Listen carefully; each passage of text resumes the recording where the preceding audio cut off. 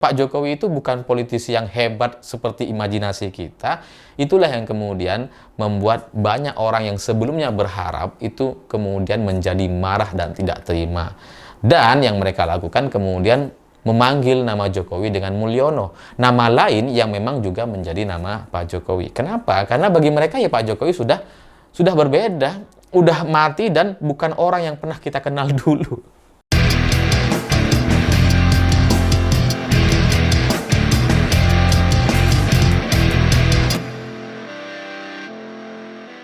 Selamat malam semuanya. Dalam beberapa hari terakhir ini banyak orang memanggil Presiden Jokowi dengan panggilan Mulyono.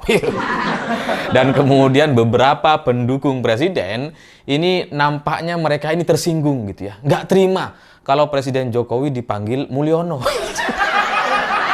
Awalnya saya pikir yang tersinggung ini cuma kelompok relawan atau orang-orang yang selama ini mendapatkan jabatan jatah komisaris dan sebagainya, atau staf-staf receh yang per bulan sudah dijamin oleh negara gitu kan.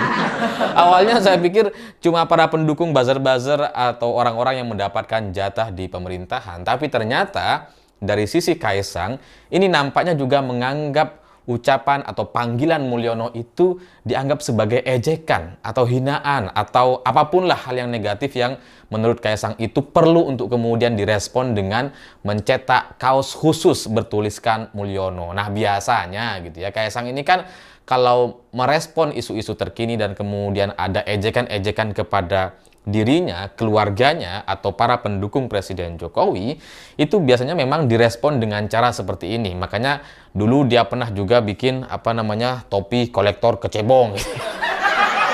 Ya itu memang gaya dia, dan ternyata gitu ya, kalau ini kemudian direspon oleh Kaisang, nampaknya Kaisang juga tersinggung dengan itu dan menganggap bahwa panggilan Mulyono itu sebagai ejekan, dan kemudian dia akui gitu. Dia bikinlah, cetak kaos lah seperti yang sekarang kemudian dibicarakan oleh banyak orang itu.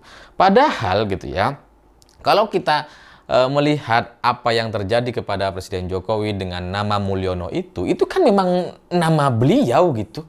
Saya juga heran kenapa kalau orang-orang memanggil Presiden Jokowi dengan Mulyono itu kemudian dianggap menghina dan mengejek. Kenapa gitu?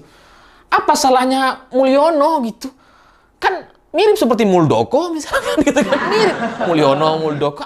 Kenapa kemudian kalau kita menyebut atau memanggil Mulyono dianggap menghina atau ngejek? Kan nggak ada gitu. Jadi ya mungkin karena keterbatasan literasi, keterbatasan informasi gitu ya, sehingga kemudian nggak mengerti terkait apa yang sedang terjadi gitu. Padahal nama Mulyono ini memang adalah nama Pak Jokowi. Itu nama kecilnya sebelum berubah menjadi Joko Widodo. Dan ini sudah diakui juga oleh Presiden Jokowi gitu. Jadi kalau ada orang manggil Mulyono itu bukan menghina gitu. Ya itu akrab aja. Tapi ya oke lah gitu ya. Dalam video kali ini saya juga ingin menjelaskan kenapa ya banyak orang memanggil Presiden Jokowi ini Mulyono. Ini atas dasar apa? Dilatar belakangi masalah yang mana gitu ya. Jadi ini karena banyak orang juga tanya ke saya gitu ya, sebenarnya fenomena Mulyono ini karena apa gitu ya. Ya kalau saya petakan dan analisa kenapa orang-orang memanggil Presiden Jokowi dengan panggilan Mulyono gitu ya. Nampaknya bagi mereka ini Jokowi ini yang mereka kenal itu sudah bukan Jokowi yang hari ini muncul di Indonesia gitu ya. Jadi banyak orang berimajinasi sosok Jokowi itu adalah orang yang sempurna, politisi yang bisa menjadi panutan. Jokowi itu adalah kita gitu ya, yang lahir dari rakyat jelata kemudian memimpin Indonesia, ingin membawa negeri ini ke arah yang jauh-jauh lebih maju dan bermanfaat bagi semua orang. Bagi kita, mayoritas masyarakat Indonesia dari kalangan menengah ke bawah. Dulu orang-orang menganggap bahwa Jokowi sesempurna itu sampai kemudian muncul di majalah gitu ya, New Hope untuk Indonesia gitu. Jadi Jokowi yang kita kenal dulu adalah Jokowi yang orang desa, polos, apa adanya, nggak neko-neko, nggak punya ambisi apa-apa. Tapi Jokowi hari ini gitu ya, itu bukan lagi Jokowi yang kita kenal dulu. Jokowi hari ini adalah orang, sosok yang berbeda, yang bukan kita lagi gitu ya, yang tidak polos dan tidak apa adanya lagi, dan setiap ucapan-ucapannya jadi sulit untuk dipercaya atau dimengerti gitu ya. Dan malah banyak orang berkeyakinan bahwa apapun yang disampaikan oleh Presiden Jokowi itu nampaknya yang benar adalah kebalikannya. Jokowi hari ini anak-anaknya juga bukan anak-anak yang polos, yang jualan pisang, jualan martabak, sudah bukan gitu ya. Anak-anak Pak Jokowi sudah menjadi ketua partai, sudah jadi cawapres, kemudian mantunya sudah jadi wali kota, sekarang maju sebagai cagup gitu ya. Anak-anaknya sudah menjadi anak-anak muda dengan kekayaan yang luar biasa, sudah menjadi konglomerat baru di Indonesia yang meskipun mungkin tidak terlalu terdeteksi gitu ya. Tapi dari sisi kekayaan mereka ini sudah luar biasa, asetnya atau kekayaan total mereka ini ya, setidaknya sudah ratusan miliar rupiah kalau ditotal secara keseluruhan, dan beberapa orang beranggapan bahwa sudah mencapai triliunan rupiah dari kekayaan anak-anak Presiden Jokowi. Jadi anak-anak Pak Jokowi bukan lagi orang yang jualan pisang, terus kemudian pisang goreng, martabak yang harganya 20.000, 30.000, enggak lagi gitu. Mereka sudah bermain dengan jumlah besar. Tiba-tiba investasi saham ratusan miliar, tiba-tiba akuisisi perusahaan, tiba-tiba mengendalikan satu proyek besar, atau bahkan ternyata ada yang punya satu blok Medan namanya gitu ya, untuk penambangan nikel dan timah. Jadi anak-anak Pak Jokowi hari ini sudah tidak sesederhana di periode pertama. Anak-anak Pak Jokowi juga bukan lagi anak-anak muda yang tampil apa adanya. Semua yang melekat pada diri mereka itu adalah barang-barang, pakaian, atau tas, sepatu, dan sebagainya yang sangat-sangat luar biasa mahal. Yang satu tasnya yang digandeng sama Erina atau istrinya Gibran dan Kahiyang itu sudah bisa cukup untuk beli rumah. Bahkan beli 2 ruko bisa itu ya, beberapa tas mereka. Untuk harga 1 tas saja. Jadi kalau ditotal secara keseluruhan gitu ya, ini total tas yang mereka miliki itu kayaknya sudah bisa bikin perkampungan. Ya karena kalau ngelihat dari istrinya Gibran, dilihat dari kaosnya saja sudah puluhan juta. Itu kan adalah level orang-orang kaya yang memang sangat-sangat luar biasa. Saya terus terang punya teman juga gitu ya. Dan teman saya atau orang-orang di sekeliling saya yang punya kekayaan puluhan miliar, ratusan miliar, triliunan rupiah itu ada di berbagai kelas, dan saya kenal dengan mereka, dan saya bisa mengira-ngira gitu ya. Ini mereka sudah sampai di level yang mana. Dan kalau ada orang mengatakan bahwa anak-anak Presiden Jokowi ini sudah luar biasa dan sudah menjadi konglomerat, saya sangat percaya gitu. Kalau dari tampilan dan gaya-gaya mereka, ini udah levelnya bukan puluhan miliar ini. Ini udah triliunan gitu kekayaannya gitu. Masa bajunya aja atau kaosnya aja udah puluhan juta. Jadi situasi atau gaya gaya hidup anak-anak Presiden Jokowi dan Pak Jokowi sendiri itu sudah bukan lagi sosok yang kita kenal dulu. Makanya kemudian banyak orang memanggilnya dengan panggilan Mulyono. Karena bukan Jokowi lagi. Bukan Jokowi yang adalah kita gitu. Yang masyarakat biasa, yang sederhana, yang sepatunya 300-400 ribu rupiah, yang kemejanya 150 ribu, udah enggak lagi. jadi mungkin gitu ya, dengan penampilan yang seperti itu, dengan gaya dan glamor seperti itu gitu ya, itu kemudian membuat orang menganggap bahwa Pak Jokowi itu sudah mati, Pak Jokowi itu sudah nggak ada gitu. Yang kita lihat hari ini di sosok dan orang yang sama yang katanya Presiden Indonesia itu, itulah sosok Mulyono, adalah orang yang berbeda, dan dia bukan Jokowi. Bukan Jokowi yang adalah kita, Mulyono dengan segala ambisinya. Jadi kalau ada orang memanggil dia Mulyono, ya mungkin karena itu, karena faktor-faktor Pak Jokowi, kemudian anaknya gitu ya, yang dari tasnya sudah semewah itu, belum lagi jet pribadi. Gitu. Yang Kaisang itu sudah berkali-kali naik jet pribadi dan nampaknya sudah nggak pernah lagi naik pesawat komersil, gitu kan. Lalu selain anak-anaknya, Presiden Jokowi sebagai sosok gitu ya, itu juga bukan lagi Jokowi yang kita kenal dulu. Orang yang tidak punya ambisi, yang ketika ditanya ingin maju sebagai capres atau enggak di tahun 2012 sampai 2014 menjelang Pilpres waktu itu, jawaban Presiden Jokowi kan waktu itu, Pak Jokowi sebagai Gubernur DKI, saya nggak mikir, saya nggak ada rencana. terlihat tidak punya ambisi. Sangat sederhana sekali di tahun 2012 sampai 2014. Tapi ternyata di periode keduanya, Jokowi yang kita lihat bukan lagi Jokowi yang dulu kita lihat di tahun 2012 lalu. Orang yang sama hari ini menginginkan 3 periode. Orang yang sama hari ini menginginkan anaknya maju sebagai cawapres karena dia tidak bisa melanjutkan 3 periode. Jadi karena gagal menjadi 3 periode, ya udahlah Gibran jadi cawapres. Semuanya diterabas, undang-undang diganti, kemudian ada putusan MK nggak dihiraukan, pokoknya terabas semua. Jadi Gibran menjadi cawapres ini bagian dari perpanjangan atau skenario dari 3 periode yang tidak terjadi untuk memperpanjang kekuasaan dengan harapan nanti Presiden Jokowi tetap bisa mengendalikan semua kabinet dan menteri-menteri termasuk Presiden Prabowo selanjutnya sampai 2029 mendatang. Itu imajinasi dan keinginan atau ambisi dari sosok Pak Jokowi atau Mulyono hari ini. Jadi kalau ada orang manggil Pak Jokowi sebagai Mulyono, karena mereka menganggap bahwa ini udah bukan Jokowi lagi. Ini memang orang yang berbeda, orang yang kita nggak kenal ini siapa. Oh ternyata nama lainnya adalah Mulyono.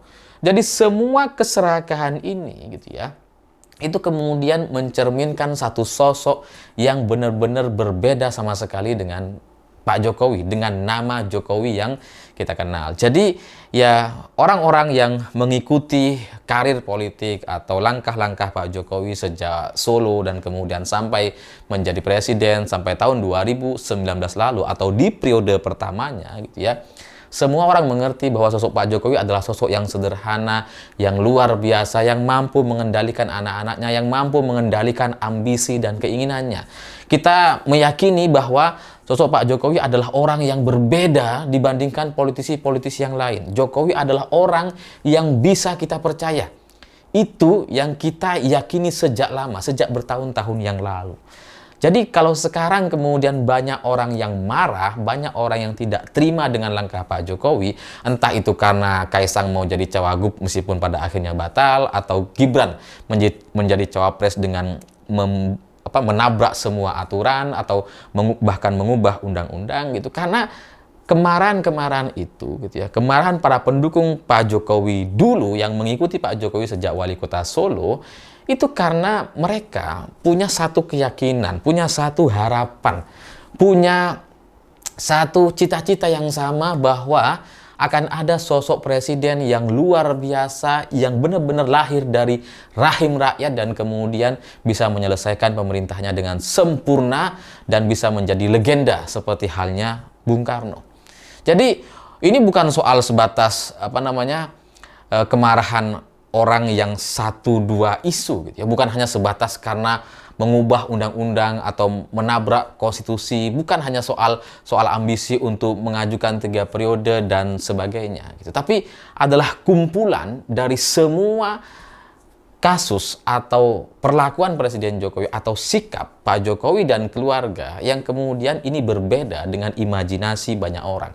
Kita itu merasa ditipu oleh seorang Jokowi gitu, karena Jokowi yang kita yakini gitu kan, ini kan Jokowi yang sederhana, merakyat gitu ya, anaknya nggak cawe-cawe, nggak minta jabatan, nggak minta proyek dan sebagainya. Itu yang kita yakini dan itu yang mimpi atau harapan yang disampaikan oleh Pak Jokowi dan keluarganya di periode pertama. Tapi kemudian kan itu tidak terjadi. Itu berubah kemudian sedemikian rupa gitu ya, benar-benar berbeda sama sekali, yang sangat ambisius, yang sangat tidak paham soal etika, yang sangat-sangat luar biasa ingin mengendalikan banyak sekali orang, mulai dari partai PSI udah jadi ketum, kemudian di Golkar dipotong Erlangga Hartarto. Itu kan bukan sosok Pak Jokowi yang kita kenal dulu di periode pertama gitu. Jadi ya kemarahan orang-orang itu ya, menurut saya itu karena memang mereka itu punya harapan, punya cita-cita, punya keinginan agar Pak Jokowi ini adalah menjadi presiden yang luar biasa dan menjadi legenda. Kita menganggap Presiden Jokowi adalah orang yang berbeda. Kita menganggap Pak Jokowi adalah sosok yang sempurna, yang suci, yang berbeda sama sekali dengan semua politisi. Kita dulunya hanya percaya kepada satu sosok Jokowi, yang lain kita nggak percaya. Jadi kalau Pak Jokowi bilang A, mau ratusan politisi bilang B, kita hanya percaya dengan Pak Jokowi. Itu dulu. sekali lagi di periode pertama. Tapi karena harapan-harapan yang terlalu tinggi ini, harapan-harapan yang sangat luar biasa ini kemudian dikhianati atau Presiden Jokowi tidak mampu mengendalikan dirinya, tidak lagi bisa menjadi contoh dan ternyata hanya politisi biasa saja gitu ya. Samalah seperti yang lain gitu ya. Pak Jokowi itu bukan politisi yang hebat seperti imajinasi kita. Itulah yang kemudian membuat banyak orang yang sebelumnya berharap itu kemudian menjadi marah dan tidak terima. Dan yang mereka lakukan kemudian memanggil nama Jokowi dengan Mulyono. Nama lain yang memang juga menjadi nama Pak Jokowi. Kenapa? Karena bagi mereka ya Pak Jokowi sudah berbeda. Udah mati dan bukan orang yang pernah kita kenal dulu. Jadi ya seburuk-buruknya SBY dengan kebijakan-kebijakannya, dengan kasus korupsinya, dengan kegagalan-kegagalannya di masa lalu gitu ya. Kita akui memang Presiden SBY waktu itu secara pembangunan, secara perubahan di Indonesia tidak sesignifikan apa yang dilakukan oleh Presiden Jokowi. Kita akui itu. Tapi dari sisi etika, moral, bagaimana SBY mengendalikan ambisinya, mengendalikan anak-anaknya, dia mampu menunjukkan bahwa dia sebagai orang yang bisa mengendalikan itu semua. Anak-anaknya juga pasti pengen jadi pejabat gitu ya, tapi kan semuanya dikendalikan tuh. Bahkan AHY baru bisa maju sebagai calon gubernur itu setelah SBY tidak lagi menjadi presiden di Indonesia. Berbeda dengan Pak Jokowi gitu. Gibran maju sebagai wali kota masih jadi presiden, kemudian mantunya maju sebagai wali kota masih jadi presiden, Kaisang jadi ketua PSI gara-gara bapaknya presiden gitu ya. Gibran jadi cawapres menabrak undang-undang dan ketika bapaknya jadi presiden. Jadi secara etika, moral dan gaya politiknya gitu ya, sikap-sikap politik dari SBY dan Presiden Jokowi memang jauh lebih baik SBY. Meskipun dari sisi pembangunan, kemudian perubahan-perubahan dan visi soal Indonesia ke depan memang lebih baik Presiden Jokowi gitu. Tapi kalau Presiden Jokowi ini kemudian diberikan kelonggaran dan terus didukung gitu ya. Kemudian 3 periode kita dukung misalkan. Kemudian sekarang Gibran jadi cawapres, mau jadi capres tahun 2029 juga didukung oleh orang-orang gitu ya. Inilah yang kemudian membahayakan karena nampaknya jadi tidak punya kontrol atau dianggap bahwa masyarakat itu akan ikut saja dengan apa yang direncanakan atau diskenariokan oleh Presiden Jokowi. Jadi ya itulah menurut saya alasan kenapa Pak Jokowi hari ini dipanggil Mulyono. Karena orang-orang sudah nggak kenal Jokowi. Orang hari ini sosok yang sama itu bagi kita itu bukan Jokowi lagi. Itu bukan Jokowi adalah kita. Itu adalah Mulyono dengan segala kemewahan dan kekayaan atau anak-anaknya sudah jadi konglomerat dan kemudian ambisi-ambisinya sangat luar biasa untuk menguasai Indonesia. Soal tambang, soal korupsi, soal gratifikasi dan sebagainya dipertontonkan di depan mata kita dan kita semua hanya bisa melihat dan tidak bisa melakukan apa-apa. Itulah yang terjadi hari ini. Kemarahan, akumulasi kemarahan orang-orang ini kemudian disimpulkan dengan satu panggilan, Jokowi adalah Mulyono. Nggak ada lagi Jokowi, yang kita tahu hari ini, yaitulah Pak Mulyono. Saya pikir itu, terima kasih sudah menonton. Begitulah kura-kura.